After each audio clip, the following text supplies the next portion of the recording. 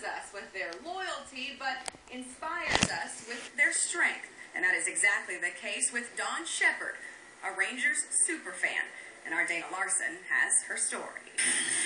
Yeah, Jim, yeah, Jim, yeah, Jim, yeah, Jim, yeah, Jim. You know what, Jim? Yeah, Jim, yeah, Jim. Great football. Great night to be at the ball.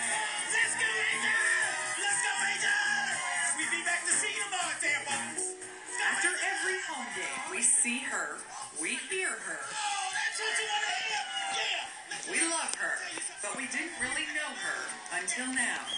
Dawn Shepard is the life of our post-game party, a megaphone of joy after a win, a beacon of hope after a loss. Chloe did an outstanding job tonight, even in the loss. She embraces the moment like it's her last, which makes sense when you learn that her sunny outlook came from a very dark place. We lived on the beach. We lived about 5 blocks away from Rockaway Beach. And I remember we had one TV in the house. And I remember seeing a lot of the New York Mets.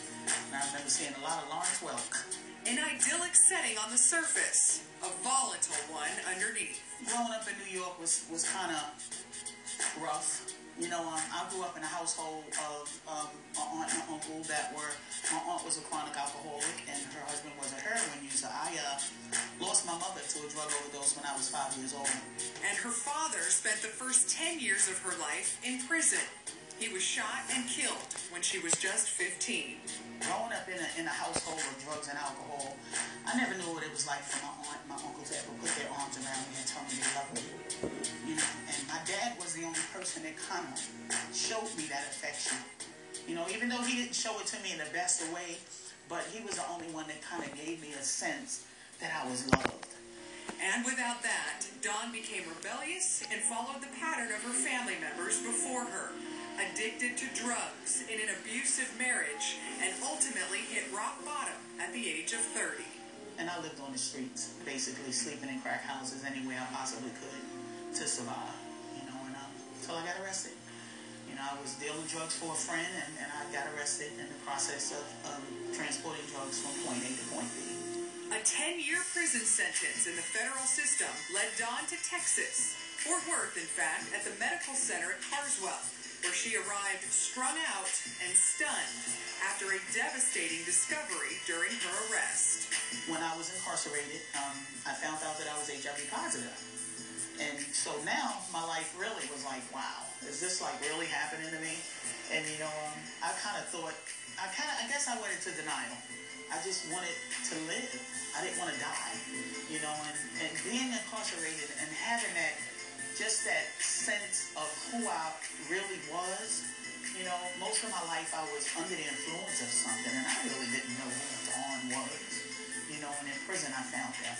Dawn believes going to prison saved her life. She got clean, got the medications she needed, and got serious about her second chance. She also found an outlet, rekindling a childhood passion for baseball.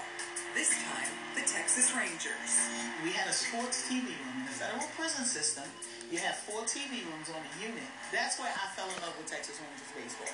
Juan Gonzalez, Mark McLemore, Pudge Rodriguez, Kevin Elster, Will Clark, you know, that's when I really fell in love with Texas Ranger baseball. Once she was released, Dawn was determined to see a game in person, but her first priority was getting her first job. Highly motivated, she began working at Wendy's as the drive-thru attendant, and in just 2.5 years was opening her own store as the general manager.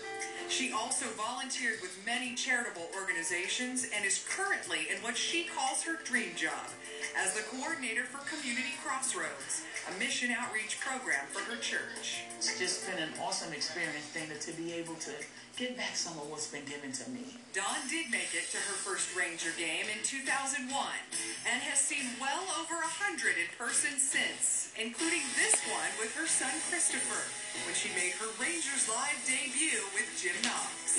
She has a big following of fans, and they come with her. And she also puts out posts that she's going to be at the game. Anyone who wants to come meet me, come and meet me at the Nolan Ryan statue for the post-game show with Jim Knox and Dana Larson. And she's all fired up about everything. Sink or swim, I'm all in. You know, they're loyal and they're really dedicated to us, you know, from the good times to the bad times, especially in a time like this where for sticking on our side. Dawn Shepard is loyal. She's also grateful to the Rangers, to those who believed in her. Grateful to get another shot. And this go-round, she's knocking it out of the park. To come from homelessness, to come to this, you know what I'm saying? To have this, it's just everything that I've been blessed with, Dana. Everything that I have accomplished, you know, I'm not to sound cocky, but I'm so proud of me today. You know, I'm so proud of who I am and what I've done for myself, you know, and just, that's what, and baseball plays a huge part of that. You know, that's my favorite pastime. If I could be out there in that game, every game, Dana, I would be there because I love it. I love going to the ballpark.